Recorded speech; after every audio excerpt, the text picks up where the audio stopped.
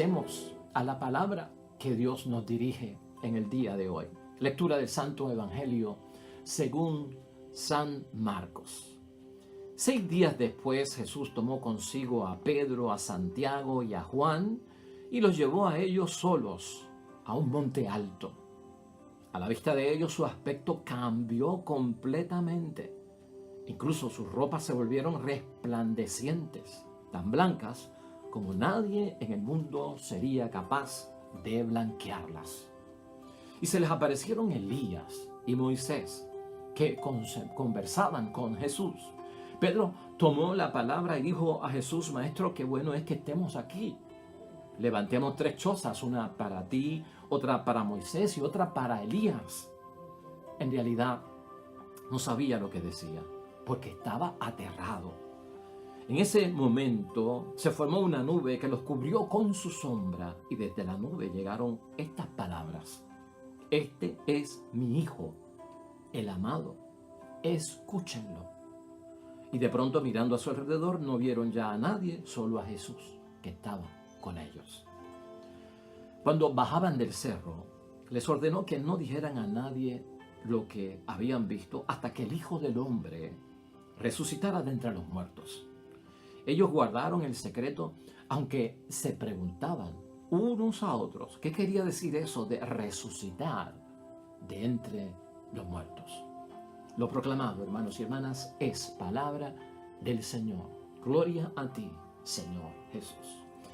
Pues ahí lo tenemos, hermanos y hermanas. La transfiguración de nuestro Señor Jesucristo ciertamente es una anticipación de la resurrección, y también es una forma de Cristo manifestar su majestad, su gloria, su poder y su divinidad, para que en aquel momento en que había presentado a los discípulos la realidad de que tenía que enfrentar la muerte con una pasión dolorosa, hermanos y hermanas, que les había bajado el ánimo y los había dejado totalmente confundidos, pudieran tener y recuperar la fortaleza, que de hecho nosotros lo necesitamos en nuestra vida, de que Jesús tendrá que enfrentar una pasión, de que Jesús tendrá que admitir que ha habido algo que no salió bien y terminará muriendo. Esto desconcertó a los discípulos, hermanos y hermanas, bajó sus ánimos, los confundió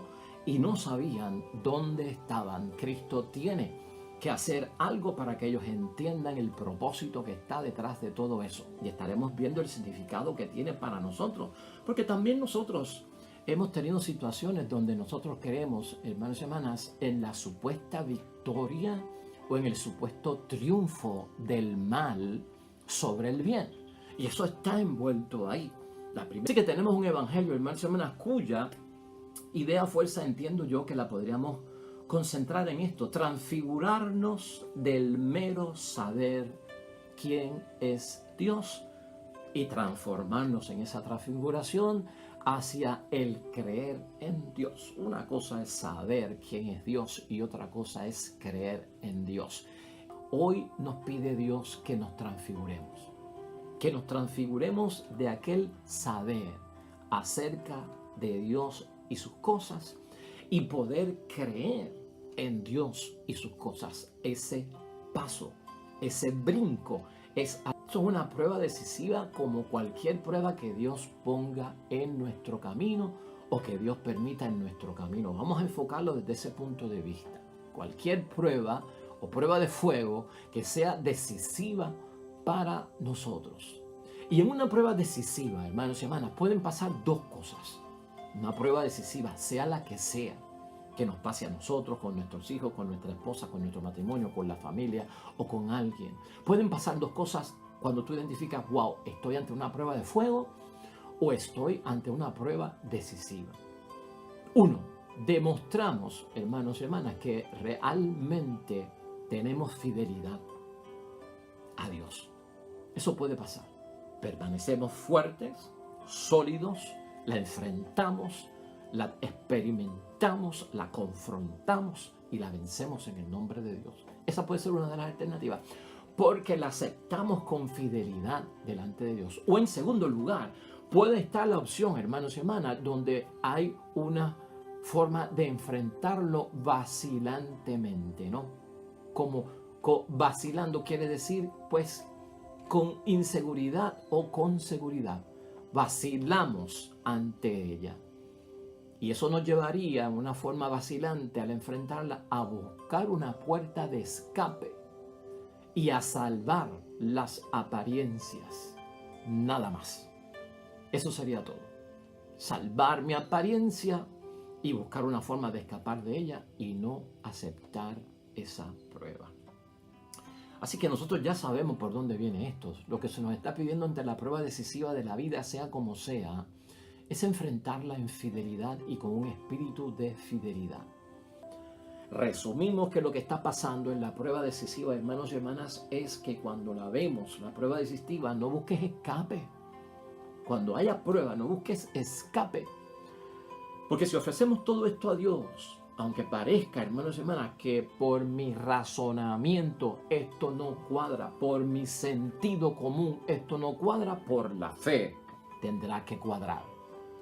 ¿Has entendido eso? Examina toda prueba decisiva en tu vida porque algún propósito tiene. Si tu razonamiento no lo cuadra, si tu sentido común no lo cuadra, pero cuando lo admites, lo aceptas por la fe, entenderás. ¿Por qué? Porque lo que estábamos probando era tu fe. Lo que estábamos probando era tu lealtad, tu fidelidad, la capacidad de tolerancia, de resistencia, de aceptar la voluntad de Dios. Ahí se enmarca todo eso. ¿Puedes tú hacer ese ejercicio en tu vida? Piensa por un momento, ¿qué tú crees? En alguna prueba que hayas enfrentado en tu familia o en tu matrimonio, ¿la has visto como si Dios te estuviese quitando algo que te había dado? Como la muerte de tu esposo, que Dios te lo había dado. ¿Me lo está quitando? Como la muerte de mi madre. Como aquellos padres y madres que yo conozco que han perdido a sus hijos adolescentes a través de situaciones terribles, accidentes, enfermedades y hasta suicidios. Lo que Dios me ha dado, me lo está quitando. Pablo, hermanos y hermanas, en términos de toda esta preparación que estamos buscando, Pablo nos advierte, nos estimula, nos anima a que entendamos que si Dios está con nosotros, ¿quién contra nosotros? Que es un principio básico de la fe y es bueno recordarlo. Si Dios está con nosotros, ¿quién puede estar contra nosotros? Él habla de que el mal nos rodea. Y no solamente por un momento, el mal nos rodea con frecuencia en nuestro matrimonio, en nuestra familia, en donde estemos. Y el propósito de este mal rodearnos es para arrastrarnos, como ola fuerte que se lleva a todo el mundo. Claro, Pablo está pensando y nace en esta reflexión de quién contra nosotros y de que el mal nos rodea para arrastrarnos. Pablo lo que tiene en mente es el día del juicio.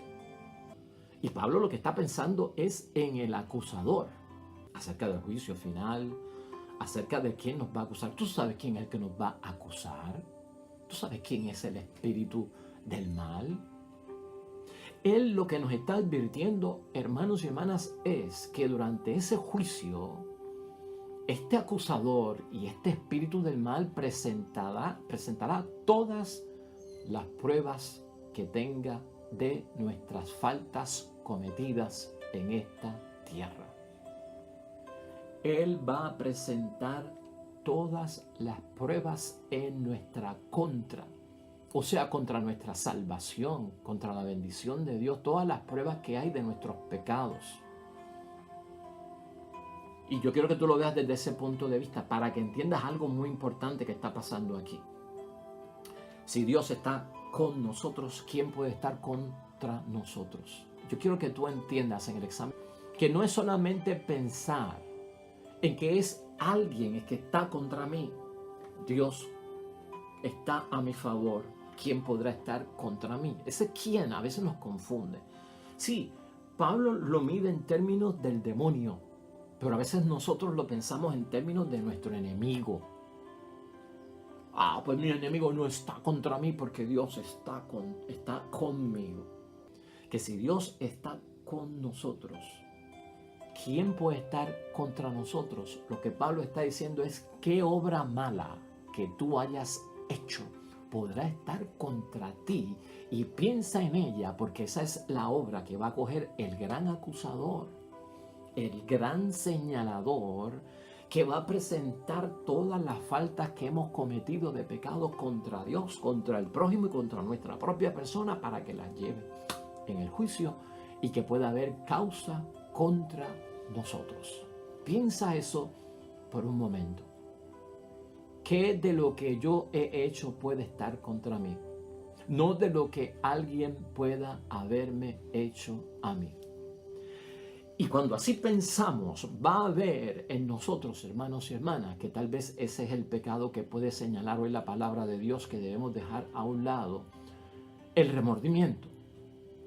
Y pensar por un momento en el remordimiento es lo que nos lleva e invita a Pablo a hacer examen de conciencia. Remordimientos que perturban nuestra conciencia.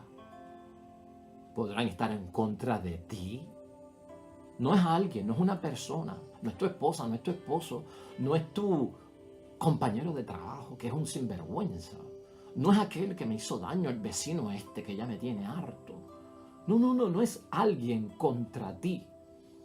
Es un remordimiento que perturba nuestra conciencia. El remordimiento es una sensación de culpa, de que no he actuado de la manera correcta, y eso va creando en nuestra conciencia un malestar que persiste por una acción dañina que yo he cometido. Eso molesta. Podrá estar contra mí, lo podrá usar el demonio contra mí. A veces queremos que nos libren de los enemigos. Tenemos en primer lugar que ser librados de aquello que nosotros cargamos, que puede estar contra nosotros. Al fin y al cabo, lo que se va a evaluar es qué estuvo contra nosotros, que nosotros mismos lo creamos, que es el producto, la consecuencia, el resultado, ¿no?, de lo que hemos hecho. Eso es lo que hay que buscar aquí. Eso es lo que hay que ver dentro de la olla, como podríamos decir por ahí. Y siempre el remordimiento tiene que ver con el pasado, porque son cosas que se han hecho. Pablo dice que tengamos en mente que nada de todo eso es más grande que el amor y el perdón de Cristo. ¿Quién contra nosotros? Si el demonio presenta faltas que hemos cometido en el pasado contra Dios, el prójimo y nosotros, si el amor de Dios es más grande con eso, ahí lo tenemos nosotros como refugio, ahí lo tenemos nosotros como herramienta, bendito sea Dios. Ten eso en mente. No podemos abusar de la misericordia de Dios. Eso también es ejercicio cuaresmal. No podemos abusar de la misericordia de Dios con un continuo pequé, me arrepentí, me confieso. Pequé, me arrepentí, me confieso. Pequé, me arrepentí, me confieso. Pequé, me arrepentí y confieso. Ciertamente que nosotros en la vida estamos como que muy seguros de que vamos a repetir las faltas. En nosotros hay como una seguridad de que volvemos a caer. Créanme, cuando hacemos examen de conciencia, como que tendemos a creer y a tener seguridad de que, wow, yo voy a volver a cometer esto, cuando no hay arrepentimiento, cuando no hay sinceridad. Y Pablo parece decirnos, cuando tú tienes incluso la seguridad de que vuelves a fallar, ten tu seguridad de que el amor de Dios estará ahí. No es abusando de la misericordia de Dios, ¿verdad? Pero si tienes seguridad en que eres débil y frágil y que estás inclinado hacia el pecado y puedes volver a caer, y tú sabes eso, y se lo has dicho a Dios, ten también la seguridad de que Dios perdona, de que Dios está ahí, de que es más grande el amor y el perdón de Cristo por cada uno de nosotros. Eso es una bendición lo que está diciendo Pablo ahí. Repetidas nuestras faltas, el gran acusador puede estar contra nosotros y lo mismo que nosotros hemos hecho está contra nosotros. Piensa más en eso que tal vez en lo que te hizo el prójimo. Y ahí caemos en el Evangelio, hermanos y hermanas. En esa transfiguración que nos pide hoy la palabra de Dios, en esa transformación, en esa metamorfosis de estar expuestos a la grandeza de Dios. Jesús elige a Pedro, a Santiago y Juan precisamente, que les ha consternado el anuncio de la pasión, de la supuesta victoria del mal, del triunfo supuesto del mal, de un fracaso que tendrá que enfrentar Cristo. La cosa no salió como creíamos. He de morir. Y será muerte de cruz, que esto es lo más indigno, cruel que puede haber. Imagínate cómo eso dejó a los discípulos, hermanos y hermanas, boquiabiertos y totalmente desanimados. Hacía falta una inyección de algo positivo, y eso es lo que hace la transfiguración. Es que reconozcan la divinidad de Jesucristo el Señor. Y allí está Moisés y allí está Elías. Moisés representando a la ley, Elías a los profetas. Allí está Pedro, Santiago y Juan como columnas, cinco de ellos, de los grandes. Y a ellos la voz les dice: escúchenlo, porque Él es mi Hijo amado. A la ley judía, escúchenlo, porque Él es mi Hijo amado. A la profecía, escúchenlo, porque Él es mi Hijo amado. A los discípulos que serán apóstoles, escúchenlo, porque Él es mi Hijo amado. Tengan la seguridad que escuchen que tengo que morir, pero al tercer día he de levantarme. Aunque los discípulos no entendían esto claramente. Pero para nosotros también es un aspecto de por qué tenemos que transformarnos en medio de la prueba y en medio de la dificultad. Ver más allá. Esa divinidad que presenta Jesucristo en la transfiguración es la resurrección anticipada. Si anticipó Jesucristo que iba a morir de una pasión cruel colgado de una cruz, anticipa Jesucristo que va a resucitar de entre los muertos. Les presenta el Viernes Santo en anticipación y les presenta el Domingo de Resurrección en anticipación. Esa es la transfiguración. Te presenta Jesucristo en la vida de cada uno de nosotros. Te presenta el dolor como te presenta la gracia. Te presenta el sufrimiento como te presenta la alegría. Te presenta la enfermedad como te presenta la salud. Te presenta el problema como te presenta la solución. Te presenta la muerte como te presenta la vida. Eso es lo que hace Jesucristo con sus discípulos para que se animen. Para que los discípulos pudieran tener una mayor comprensión de quién era Jesús. Por eso Jesús se transfigura. Para que tuvieran seguridad los discípulos. De hecho, Pedro, hermanos y hermanas, contó esta experiencia de la transfiguración que tuvo con nuestro Señor Jesucristo más tarde, tiempo después. Y usted sabe lo que dijo Pedro. Escucha lo que dijo Pedro. No seguimos fábulas ingeniosamente inventadas, sino que fuimos testigos oculares de su majestad. Él vio la gloria de Cristo. Él la vio. Y él asegura, hermanos y hermanas, Pedro, que lo que él vio fue la gloria de Dios y que él no estaba siguiendo fábulas ingeniosamente inventadas, historias de camino, cuentos, mitos, leyendas. No, esto yo lo vi con mis propios ojos y lo que estamos dando testimonio es de la verdad. Él lo que asegura es que no fuimos nosotros engañados. No nos contó nadie, lo vimos nosotros porque fuimos ¿qué? Testigos oculares. Se trata de transformarnos de la fealdad, hermanos y hermanas, del pecado. De dejarnos iluminar por el poder de Dios que resplandece sobre cada uno de nosotros, incluso que inunde e irradie la carne, el alma, que la irradie. Eso es transfigurarse, que lo sienta en la carne, que lo sienta en el alma, que regresemos, que respiremos, que vayamos con los mismos sentimientos de Jesús. Porque transformar es ir más allá de saber de Dios, es creer en Dios. Eso es. Y ciertamente que aquella experiencia fue tan y tan bonita para Pedro que como que se le olvidó la pasión, se le olvidó que había que ir a Jerusalén y enfrentar todo aquello.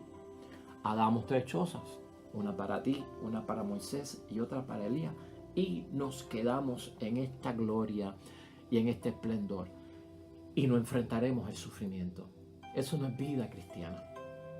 Porque lo hemos dicho aquí, la fe no es un recurso y una herramienta para vivir mejor en el mundo, para disfrutar el mundo. La fe es una herramienta, y es un instrumento y es un medio, hermanos y hermanas, para enfrentar la vida en la forma que se alterna, en lo bueno y en lo malo, enfrentarlo, en el gozo, en el dolor, en la muerte y en la vida.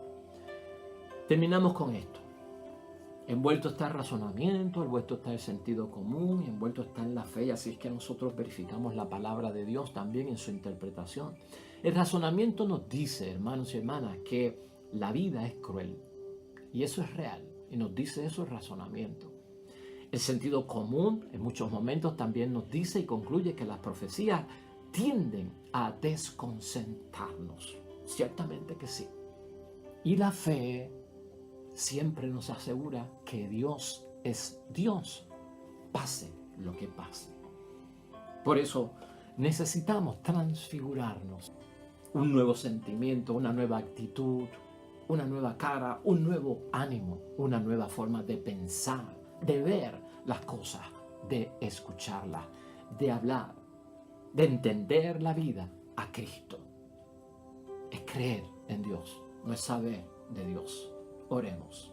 Junto al salmista en el Salmo 96, que nos propone en la iglesia hoy también para reflexión y meditación de la palabra de Dios, el Salmo 96, bien a tono con la transfiguración de nuestro Señor Jesucristo, todo ese evento de la luz, ¿no? Esa cercanía de Jesús en las cosas de Dios, esa luz que viene de parte de Dios, que todo lo irradia y lo pone blanco como la nieve.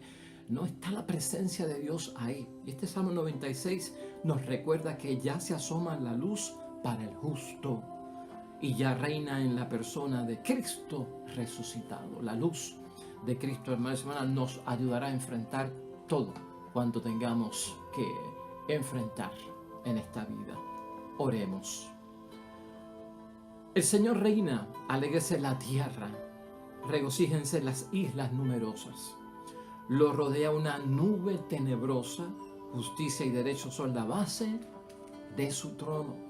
La luz ya asoma para el justo y la alegría para los de recto corazón. Alégrense, justos en el Señor, y den gracias a su santo nombre. Amén y amén. Hermanos y hermanas, el Señor esté con vosotros. La bendición de Dios Todopoderoso, Padre, Hijo y Espíritu Santo, descienda sobre ustedes y permanezca para siempre. Nosotros de vuelta y regreso mañana, otra vez un nuevo evangelio y una nueva meditación y reflexión de la palabra de Dios. Todo cuanto hagas hoy junto a los tuyos sea para glorificar el nombre de nuestro Dios, y de seguro te irá bonito. Nos vemos mañana con el favor de Dios. Hasta luego.